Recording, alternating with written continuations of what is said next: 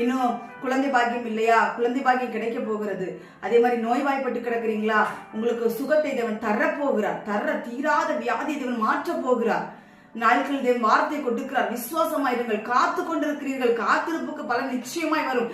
நீங்கள் கர்த்தருக்கு காத்திருக்கிறவர்கள் வெட்கப்பட்டு போவதில்லை என்று வேதவசனம் சொல்கிறது. நிச்சயமாய் உங்களுக்குரிய பலன் கண்டிப்பாக தேவன் தருவார். விசுவாசமாயிருங்கள் என்று வேதவசனம் சொல்கிறது.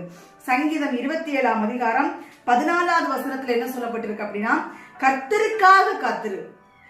கர்த்தருக்காக நம்ம காத்திருக்கணும். இப்போ நம்ம நம்ம நம்ம அநேக நாட்கள் உபவாசம் இருந்து இப்படிலாம் நம்ம அநேக நாட்கள் ஜெபிச்சு பார்த்திருப்போம். நமக்கு அந்த பலன் சீக்கிரத்துல வந்து கிடைக்கல அப்படின்னா நம்ம ஆராய்ந்து பார்க்கணும். நம்மள்ட்ட என்ன குறைபாடுகள் இருக்கு, நம்ம ஏதாவது சீர்திருந்தக்கூடிய காரியங்கள் இருக்குதா, அதுல சீர்திருந்து அதுக்கப்புறம் கர்த்தருக்கு காத்திருக்கணும். நம்ம அநியாயம், அக்கிரமம், பிறருக்கு விரோதமாய் பேசி விடுபட்ட பல